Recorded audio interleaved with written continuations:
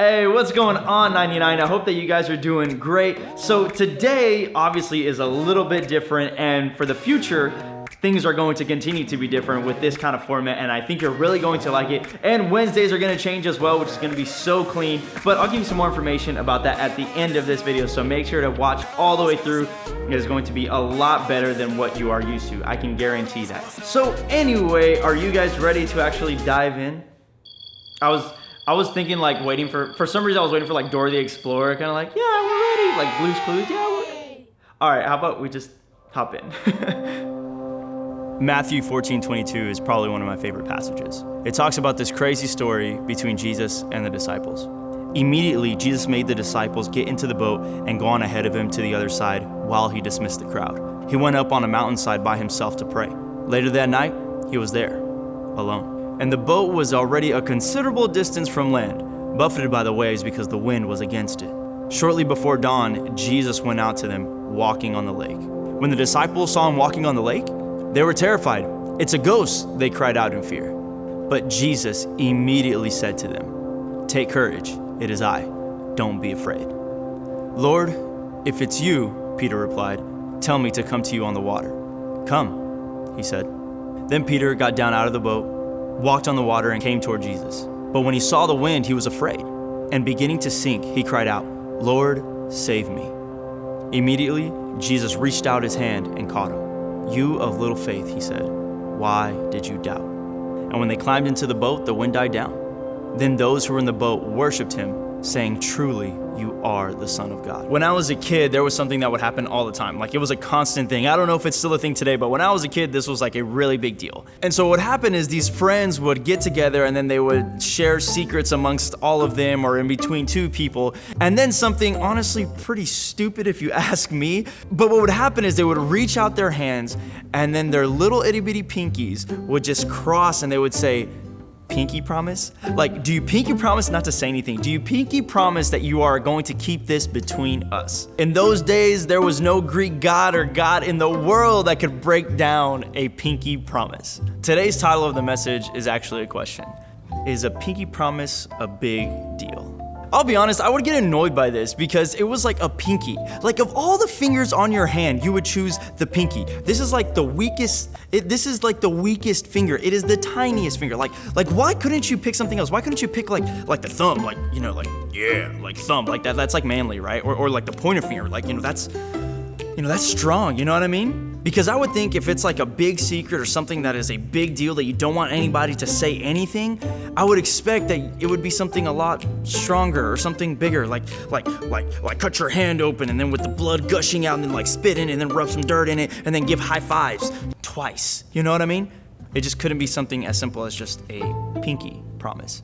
In this passage that we just read, there was actually something really simple that was done as well. You had Peter that just comes out and he says, "Hey, Jesus, if it's you, tell me to go out to you on the water." And Jesus responds with the most simple answer that you can think of. He doesn't even respond with a phrase. He doesn't even respond with the name of Peter. He literally just says, "Come." That's it, a four-letter word. And it wasn't the four-letter word. It wasn't love. It was literally just come. That word was a lot like a pinky promise. It was something so simple, but something really big happened from it. Many times when God gives us a word, many times when God speaks to us, it is something that is so simple, just a simple four-letter word in this case. But that four-letter word is supposed to carry so much weight for us. You see, because I think that we get it twisted a lot of times. We get it twisted because we think that God has to do some crazy miracle. He has to do some crazy show just to get our attention. He has to do some massive miracle just so that we can listen to him. When in actuality, one of the craziest things that a human being has ever done, which was walking on water, when Peter walked on water, that came from a simple four-letter word. It all started with a simple pinky promise. The same pinky promise that is used with the smallest of fingers. So what am I trying to say with all this?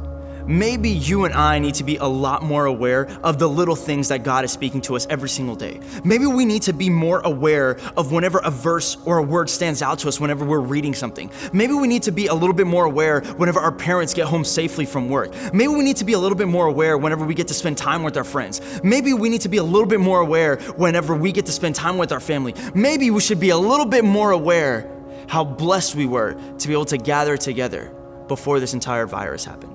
Maybe we should have been a little bit more aware how beautiful it was to worship with the person who was right next to you. Maybe we should be a little bit more aware of how beautiful it was to just shake somebody's hand or to give a hug to somebody. You see, because a lot of times the simplest things in our lives are actually the start of something crazy and something insane that can happen. Because God doesn't work the way that we think he should work. God doesn't work that way. In a lot of cases, God works backwards. And a lot of times it takes something so simple as one word to become something so crazy. So remember that a lot of times the little things that God is doing can be the beginning of some of the most insane moments in your life.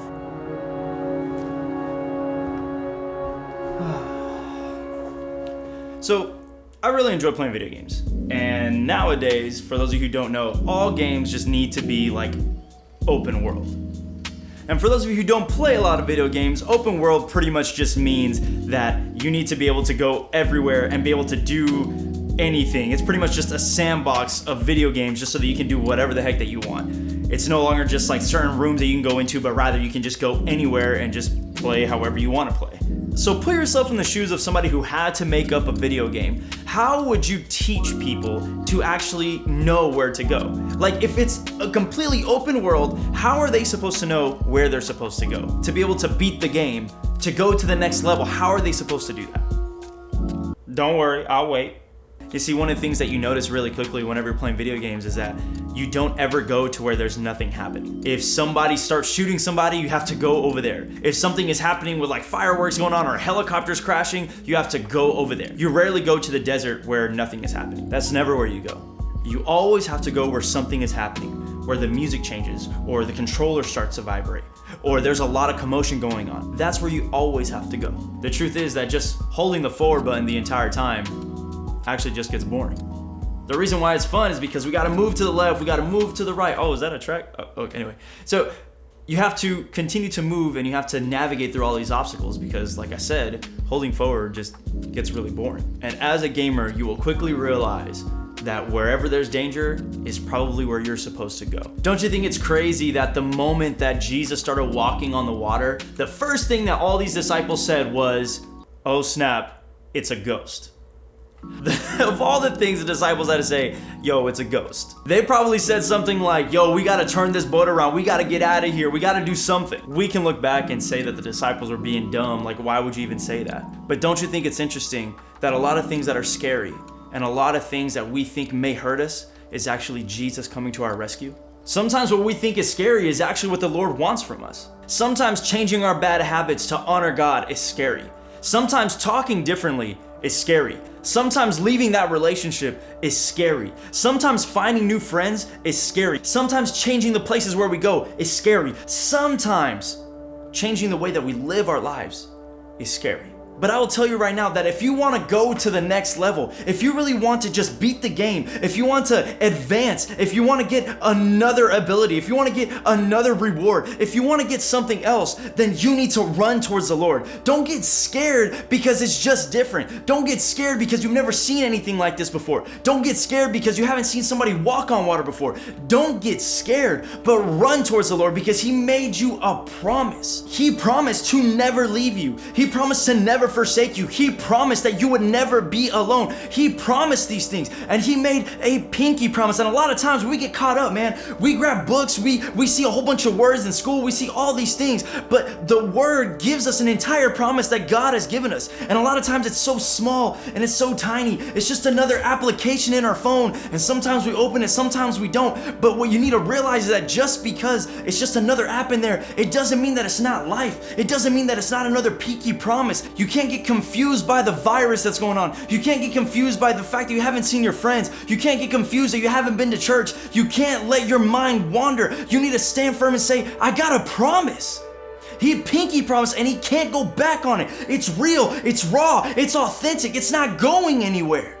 In this passage, when it says that Peter cried out to Him and was telling the Lord to save him, it says that Jesus immediately reached out His hand and caught him. You see, I've always been bothered by the fact that people believe that whenever they get involved with Jesus and they start on this Christian walk, they believe that it's supposed to be smooth sailing. See what I did there? Because they were in a boat and it wasn't. All right, bet. You see, a lot of people believe that it is supposed to be easy. That whenever we walk with Christ, that it's just supposed to be a walk in the park. But I got news for you, man. It says in Isaiah 43, it says that when you pass through the waters, I will be with you.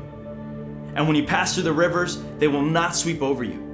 And this is my favorite one. It says, when you walk through the fire, you will not be burned. The flames will not set you ablaze. The part of that verse that people seem to switch the words around is instead of saying when, they say if.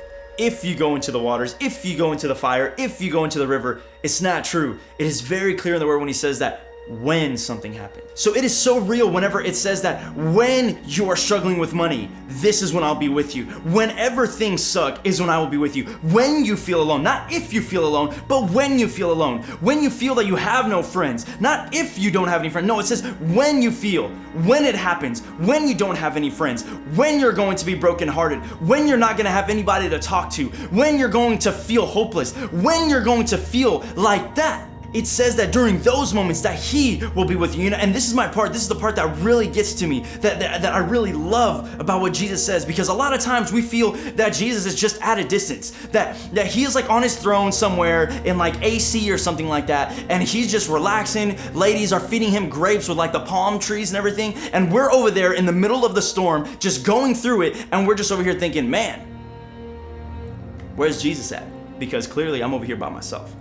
But if we go back to what it says in Isaiah, it says that when this happens, I will be with you. And that's so crazy because it means that he's right there with me. It means that he feels the temperature change of the water, whether it's cold, whether it's too hot. It means that he can feel the current right alongside with me. It means that he can feel the waves. It means that he can feel how powerful it could be. It means that he feels for me with everything that's going on with me. It means that he's right there with me and he says, I'm feeling this just the way that you're feeling this. So whoever says that God is somewhere at a distance, that he's not with you, that he's just saying, yeah, you'll be fine. No, it's not true. It says that he is right there, because if Jesus was so close that he could immediately reach out his hand, it means that he was close enough to be able to feel what Peter was feeling. It means that he is close enough to feel what you're feeling today.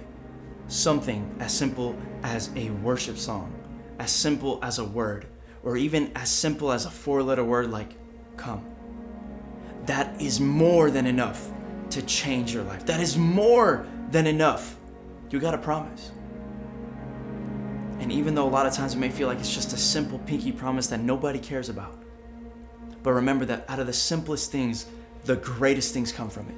I don't know who needs to hear this right now, but you don't need some crazy miracle. You don't need another confirmation from God. You don't need some crazy sign like in Bruce Almighty that is just like, Lord, send me a sign, and it is like a construction sign. You don't need any of that. All you need is a word. The entire universe was created with a single word. What more could a word do for you? The same word that spoke creation into existence is the same word that speaks life into you right now. So is pinky promise a big deal? Yeah, it is a big deal, especially if it's coming from the God of the universe himself. As simple as a pinky promise may be, trust the pinky promise that God has given you. That you're more than a conqueror, that you're not alone, that you're not hopeless, that he is near to the brokenhearted. He's not far. He's close enough to touch you. But sometimes we just need to cry out and say, yeah, save me. Trust the word. It's enough.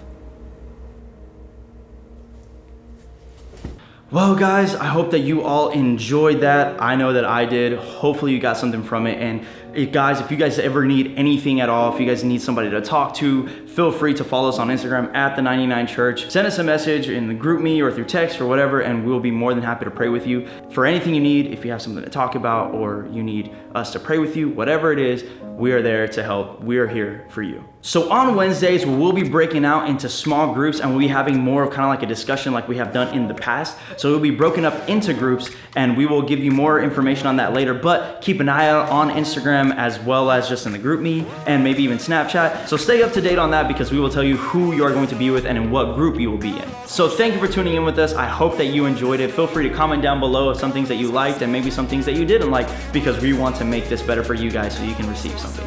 But I think that is it, and I will see you guys next week.